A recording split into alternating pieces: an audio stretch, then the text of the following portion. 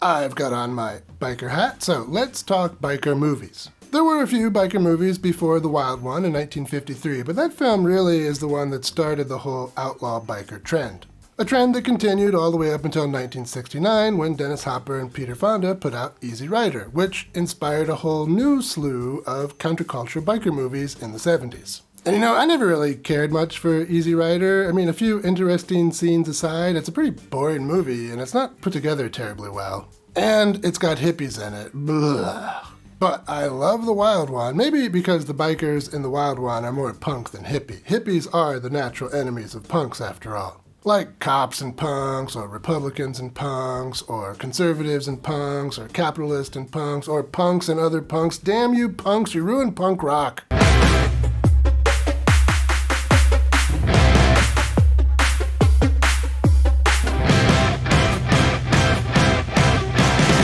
Exploitation Reviews, and me, Rob, and today I'm taking a look at Cycle Vixens from 1978. This is a kind of gender-swapped Easy Rider, but it improves upon that formula in that I'd never really cared if Dennis Hopper or Peter Fonda took off their shirts. So let's see how this girls' trip goes. We open on The Young Cycle Girls. This was supposed to be Cycle Vixens. Oh well, this sounds fun too. The credits cruise down the highway for a bit. Oh, produced and directed by Peter Perry. He was a low-budget exploitation filmmaker. He produced Hollywood High, which I talked about a while back. So he's not exactly known for his quality. After the credits, the girls pull into a burger joint and complain about how boring it is in small-town Colorado. So I guess small-town Colorado is a lot like Denver.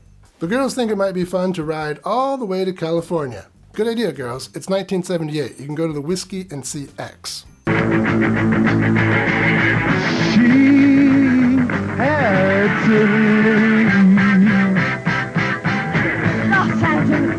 leave. That right there would be worth the road trip.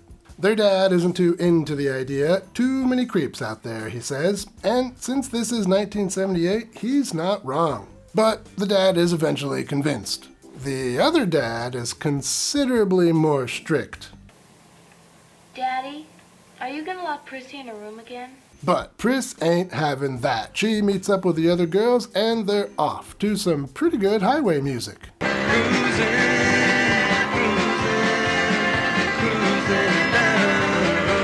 They pick up some hitchhikers, one of whom is not very good at holding on, and the other one is a bit too much for the tires to handle.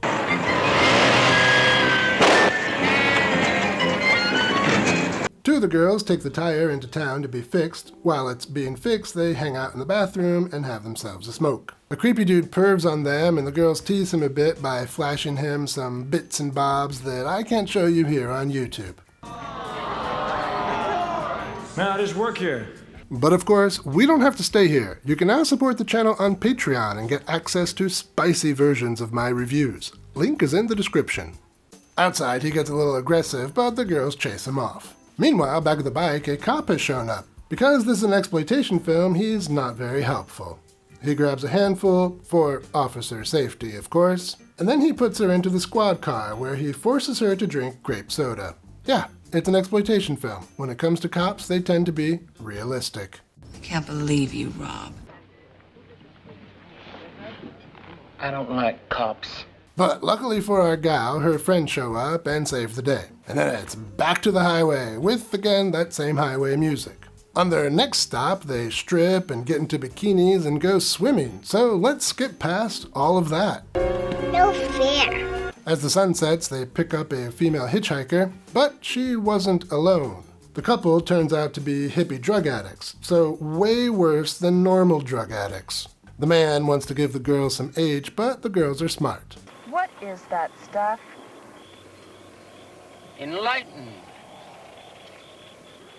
Oh no, not a chance, man. This isn't our safe. But even after listening to this crazy guy talk and shoot up, they still decide it's safe to go camping next to them, so maybe they're not too smart after all. Well, that night, while the girls are sleeping, the hippies tie up two of them and then serve the third one a full glass of grape soda. And then they steal two of their bikes. But at a hotel the next day, the girls find their bikes and manage to steal them back. And again, we're back out on the highway with that happy highway music, which at this point in the story is a really odd choice considering what just happened. In no way does that fit the tone of the movie anymore. Well, anyway, so far every encounter they've had has been somehow worse than the last. How do you think the rest of the trip will go? Well, this movie is infamous for a reason, but you're not going to hear that reason from me, so let's talk some highlights. Well, there is a good story in here somewhere. It's difficult to tell a compelling road movie because they tend to be episodic rather than driven by some narrative.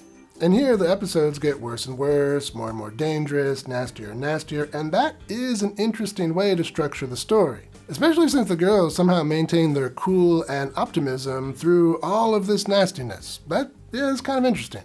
But the movie doesn't handle this interesting idea in anything approaching a competent way, but the idea is there and it is interesting.